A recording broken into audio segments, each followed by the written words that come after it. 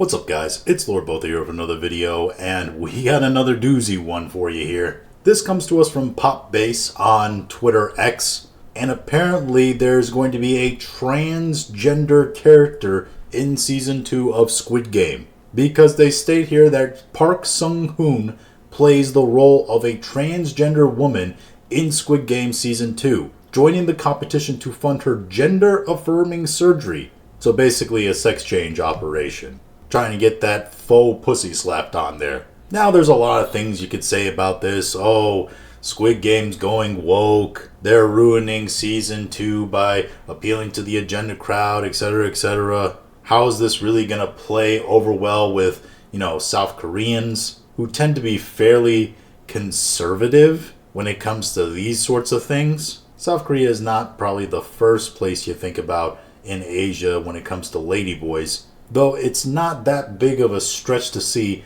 how this got worked in there. I mean, Squid Game is a Netflix show. Netflix has a clear portion of it that's dedicated to agenda. I mean, have you seen Bridgerton?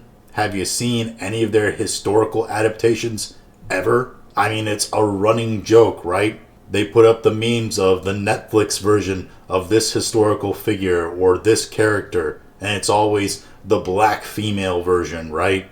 But instead, it's actually creating controversy in a different sense. Apparently, the trans community and their allies are not very happy at the idea of a clear masculine man playing the role of a transgender woman. Now, I'm using masculine kind of loosely here because I don't think South Korean men, especially their actors and performers and all that, are extremely masculine in their face to begin with. But clearly, as you can see from the picture, the dude just looks like a dude in a wig. And it's got the transgender community and their allies, like I said, in quite a tizzy. Here you can see from the comments, they could not cast an actual transgender woman. This gonna piss me off.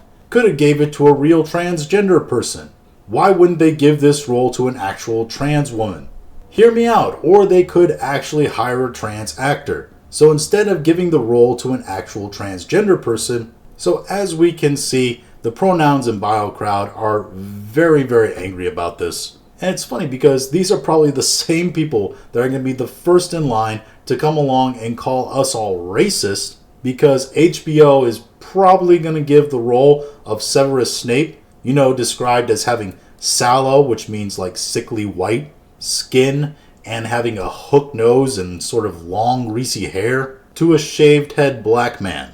Yeah, they're going to be the first ones to call us racist for not accepting that. But they're mad that an actual transgender woman wasn't hired to play the transgender woman, who, by the way, is probably going to get killed in this series pretty brutally. My guess is somewhere within the early to mid stage, too, of the series. They're allowed to be mad about that, I guess. But we're not allowed to be mad about the other stuff. About the other swaps and changes and all that. To a story and title, by the way, that's way more popular and long-lasting than Squid Game. Anyway, I think this is just a controversial choice all around. I think they're going to lose viewers on both sides. People that are done with seeing this kind of stuff in their television in general. And people on the niche woke leftist side who do care about this and are mad that an actual transgender woman wasn't hired. So it's kind of the worst of both worlds. And to be honest, I kind of wish that Squid Game Season 1 had ended on a more definitive note than a obvious Season 2 cliffhanger. Or at least, I guess you wouldn't call it a cliffhanger, more like a lead-in. Because in a vacuum, I think it was a good, contained single season of television. It didn't need a Season 2. And we're getting to be that way where we have a lot of series that are more like mini-series. They would be good in a vacuum alone as standoff single season television. Just like some movies are good as single movies. They don't need a sequel. They don't need a trilogy. They don't need a universe. But apparently they decided they want to go through with it, and I'm thinking it's probably not the best decision. We'll see how many people actually tune in for Netflix. I'm sure they'll still get fairly big viewership. I mean, it's Netflix. They're the number one player in this game, right? But those are just my thoughts on all this. If you have your own thoughts, go ahead and leave them in the comments. If you like this video, go and like, share, and subscribe. If you didn't like this video, I appreciate you watching all of it. We'll talk to you again later.